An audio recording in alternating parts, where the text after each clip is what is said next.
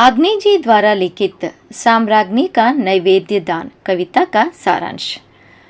यह कविता एक अत्यंत गहन आध्यात्मिक भाव से ओतप्रेत रचना है।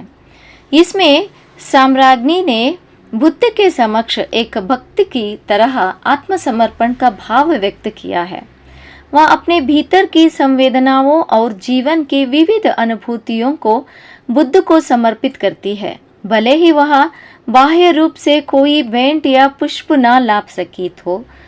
यह कविता आत्मिक सौंदर्य, भावनात्मक गहराई और समर्पण की पराकाष्ठा का अद्वितीय उदाहरण है।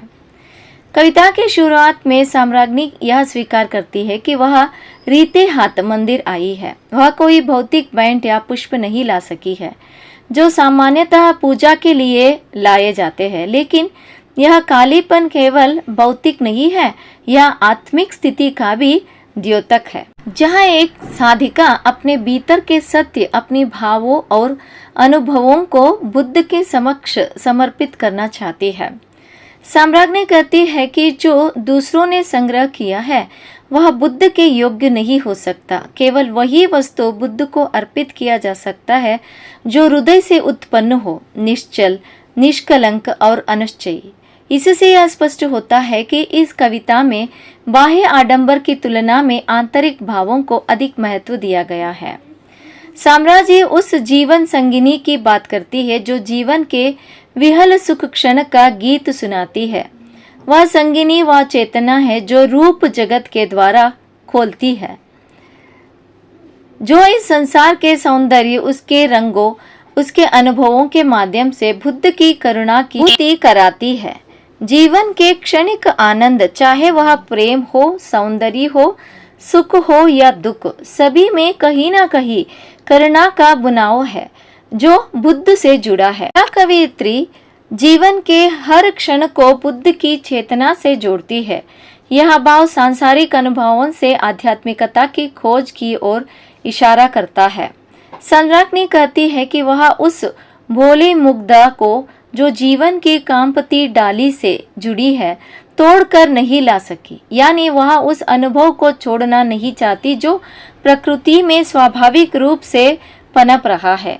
कविता में यह फूल केवल फूल नहीं है, यह जीवन उन अनुभवों का प्रतीक है जो स्वतः स्फूर्त होते हैं, जिन्हें हम जबरदस्ती नहीं छीन सकते। वह कहती है कि जो कली जहाँ खिलेगी, जो फूल जहाँ है, वही उसे अर्पण करना चाहिए, क्योंकि वही उसकी सुंदरता है, वही उसकी पूर्णता है। यह विचार अद्वैतवादी दृष्टिकोण की ओर संकेत करता है, जहाँ हर स्थान, हर वस्तु में दिव्यता की संभावना है। साम्राज्ञी कहती है कि जीवन के हर प्याले में जो कुछ भरा है, चाहे वह सुख हो, प्रेम हो, आनंद हो, वह सब वह से अर्पित करती है। बुद्ध को मंदिर में जाकर ही नहीं बल्कि जीवन के हर स्थान, हर क्षण में अनुभव किया जा सकता है। यह स्पष्ट होता है कि साम्राज्ञी के लिए बुद्ध कोई केवल ऐतिहासिक या धार्मिक व्यक्ति नहीं है, बल्कि एक जीवंत चेतना है जो जीवन के हर आनंद निमिष में, हर संवेदना में व्याप्त है।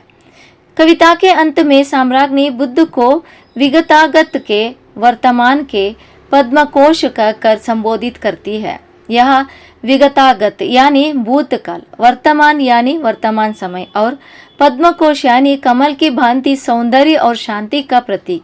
यह स्पष्ट करता है कि कवियत्री के अनुसार बुद्ध कालातीत और सार्वभौमिक चेतना के प्रतीक है।